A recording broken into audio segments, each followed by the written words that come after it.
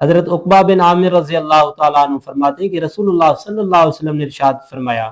جب تو دیکھے کہ اللہ تعالیٰ بندے کو باوجود اس کے گناہ کرنے کے دنیا کی محبوب ترین چیزیں اس کو عطا فرمائے تو سمجھ لے کہ یہ ڈھیل ہے، مہلت ہے۔ آج یہی دھوکہ ہے لوگوں کے اندر،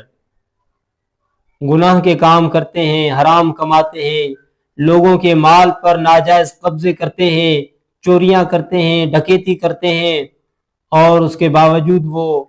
اچھے طریقے سے اپنی زندگی گزارتے ہیں، ان کی صحت اچھی ہوتی ہے، ان کے گھر کے معاملات اچھے ہوتے ہیں، ان کا رشتہ داروں کے ساتھ، دوستوں کے ساتھ اٹھنا بیٹھنا بہت ہی اچھا اور خوبصورت ہوتا ہے، اور گھر میں پرسکون ماحول ہوتا ہے، اور کوئی بیماری نہیں آتی ان کے پاس، اور کوئی پریشانی ان کے پاس نہیں آتی، تو بہت اچھی طرح اپنی زندگی بسر کرتے ہیں۔ تو وہ یہ سوچتے ہیں کہ اللہ تعالی ہمارے ساتھ راضی ہے۔ یہی دھوکہ ہے، یہی اللہ کی طرف سے ڈھیل ہے، یہی مہلت ہے کہ اللہ تعالیٰ اپنے بندے کو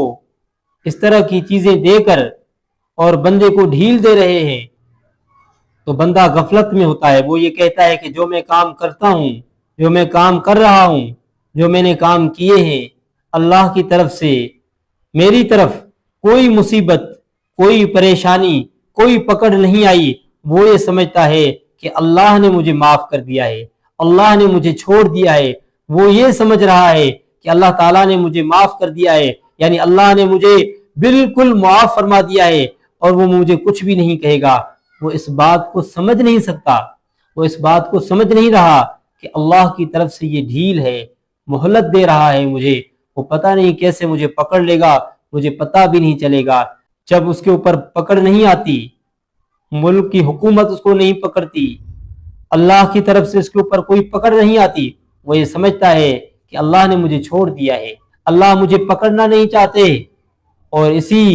غلط فہمی کی وجہ سے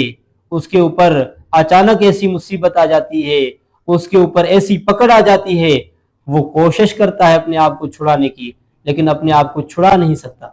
تو آئیے آپ بھی سوچیں، ہم بھی سوچیں، غور فکر کریں، اللہ کے سامنے